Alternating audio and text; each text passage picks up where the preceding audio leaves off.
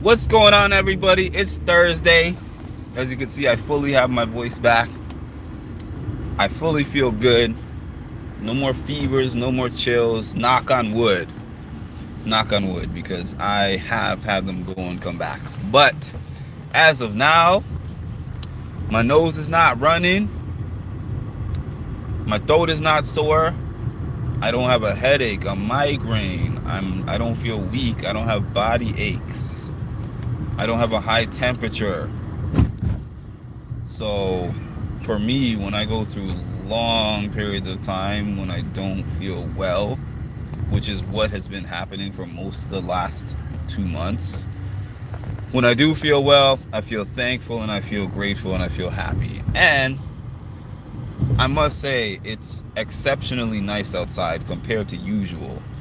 It is, 62 degrees, I think, which is, we haven't been in the 60s in weather in quite some time. It's been months. It's like spring weather. It's gonna be I feel like it's a faux spring, because we're gonna have these temperatures this week, but I can see them dropping another 20 degrees next week. But anyways, I'm not one of those weather people. I just kind of take the days when we have them and enjoy them when they come. Hey, Lisa. Thank you. A beautiful day in Cali. That's what's up. I eventually really, I've been talking about these tours. I haven't been talking about these tours. I've been thinking about these tours where I would honestly like to go to some neutral-ish cities that some of y'all stay in and have meetups there, have like group meetups. I think that would be pretty cool to watch some of these shows. It would just have to make sense for me mathematically to do so, but as of now it doesn't, but one day it might. On to the time I start out my lectures. Watching this video, have you ever organized something that you really wanted to do, where you said, let me line up all my ducks in an order? You know how they have those dominoes? I don't know if any of y'all have played the dominoes, where you line up all the dominoes and you push them down, or maybe even just seen those videos online where people line up these dominoes in a big dominoes. I don't know if y'all have seen those or done those.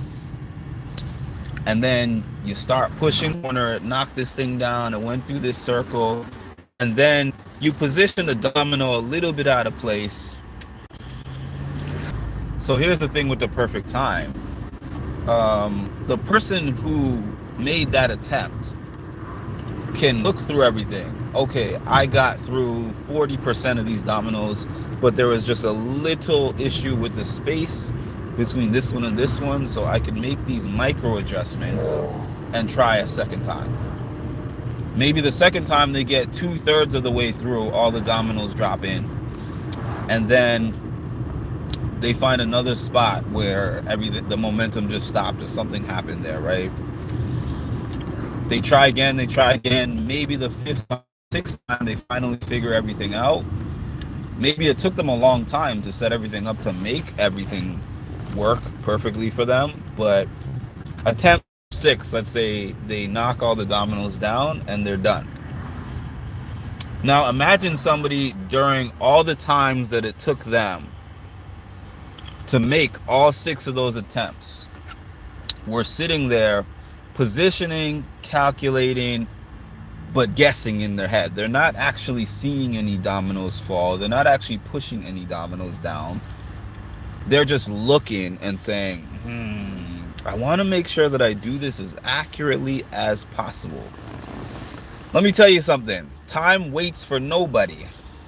So I believe that you are more successful at the things that you try the most versus the person who hesitates the longest and tries to make everything perfect the first time. Because I don't know, have any of you ever taken on a big endeavor, a big project that stretches yourself, that is not something that you've ever done before in your life, and you sat there and you said, here's all the potential benefits and pitfalls of every single move that I could potentially make to get to this goal. And you're like, okay, let me avoid this mistake. Let me avoid that mistake. Let me avoid this mistake. Let me avoid that mistake. And then when you did it, you didn't make any mistakes and everyone seamlessly. Maybe that has happened for somebody, but in the case of Mark, that has never happened for me. I have never tried something once, no matter how long I took to plan it out, and it worked out perfectly the first time. And as a matter of fact, what has happened more often than something working out perfectly with a lot of planning is that every time I think of something that could go wrong, I postpone actually the doing part of it, the action part of it, where I'm like, uh-oh, I thought of something else. So let me put something in place that could prevent that. Uh-oh. And now there's something else that I thought of that could potentially go wrong. So I have to figure out how I can 100% make sure that that doesn't happen. There's no way. Another analogy that I like to use, and I wish I could remember the exact quote. Most of y'all watch Finding Nemo. A lot of y'all have watched the movie Finding Nemo. At the beginning of the movie, Nemo's mom died, right? It was very sad. And then Nemo was injured. His fin got injured. So the dad was actually able to recover Nemo. He says to Nemo, oh, he hugs him and he was like, oh, I'll never let anything happen to you, Nemo. And that's how the movie started. That was like the prelude to the movie. And then I remember when he met up with Dory after Nemo got lost later on down the line. And he was telling Dory, he was like, I can't believe this. I promised that I would never let anything happen to him. And Dory was like, that's an interesting thing to promise, because if you promise that nothing is ever going to happen to him, then nothing is ever going to happen to him. And it sounds stupid, but that was one of the most profound parts of the movie. So my point of saying that, you can't prevent making mistakes unless you just don't do anything. And if you don't do anything, you don't accomplish anything. Every time you try something and you fail at it, you know, some people disagree that, you know, failure is not really a thing, but whether you consider it a thing or not, if you try to do something and it doesn't go according to plan, great, because it gives you experience. That experience, you can go back to the drawing board and you can figure out, why didn't this work? What can I do better for next time? You gain the experience, you learn from all the things that you did wrong, and you're a little better next time, and you're a little better next time. There's a saying that says something like, the perfect time is in hindsight. And what that means is, we don't realize how perfect a time may be until it's gone. Like, you might have done something that you considered a mess. This did not go the way that I like. This happened, that happened. I planned it to go like this and it went like this, and I planned that to go like this and it went like that. And you're like, this is so terrible.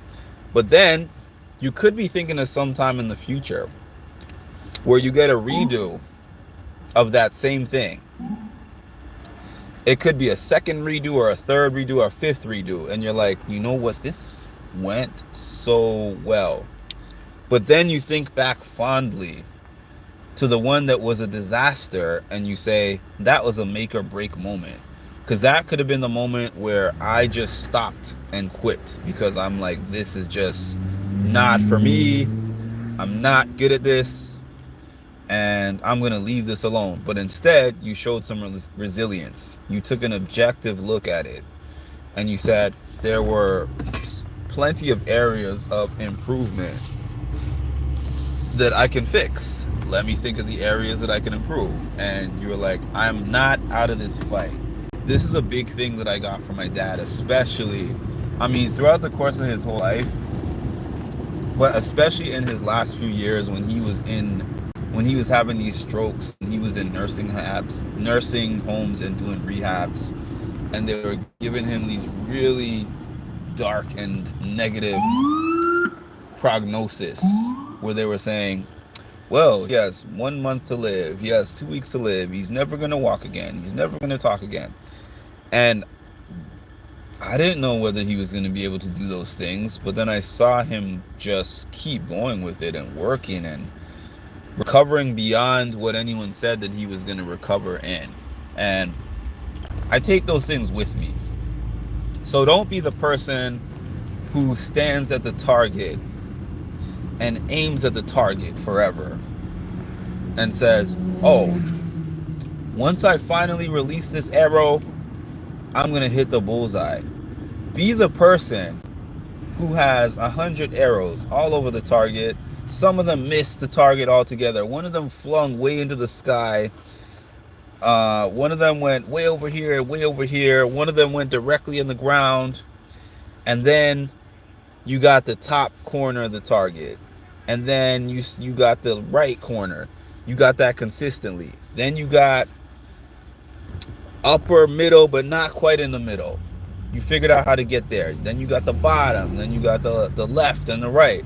And then eventually you hit the center. You tried, you succeeded.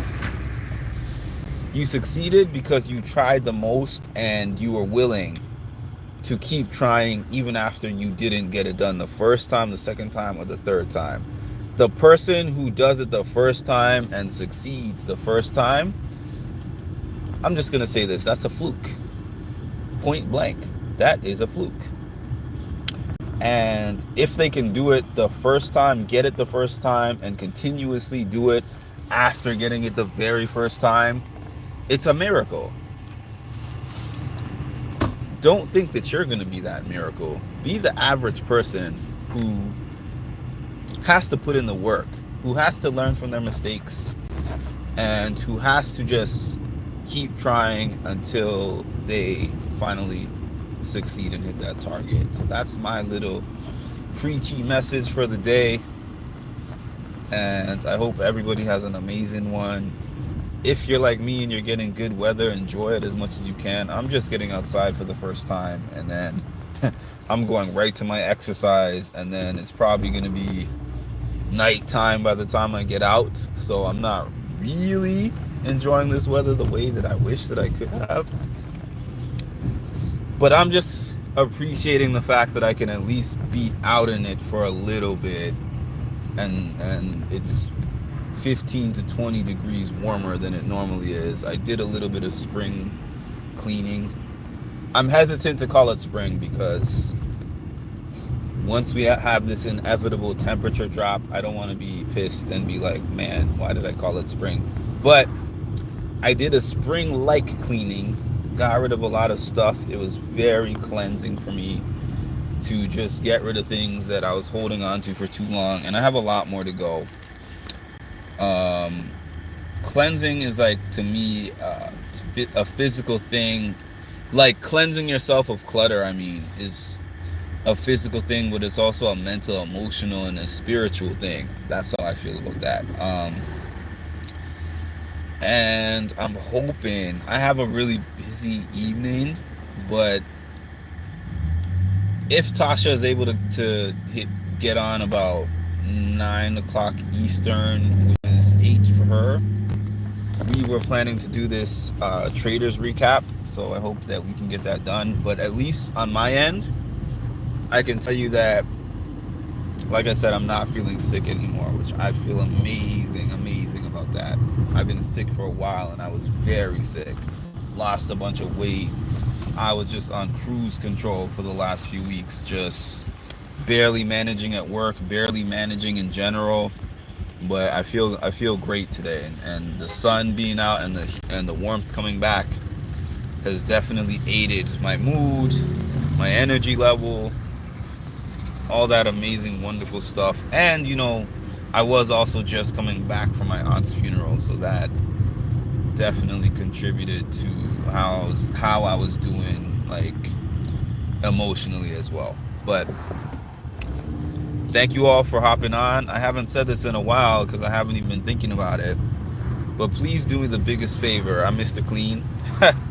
Thanks, Deidre. I assume that's a compliment. It could be, it could not be. But I assume it is. Maybe you're talking about the finally going to the barber. I was not going to go to the barber with a fever and a migraine, but as soon as that was done, I went right away. Yeah, so please make sure, like, comment, subscribe to the channel, hit the notification bell to get notified of when I drop some more great content. And we will talk again soon.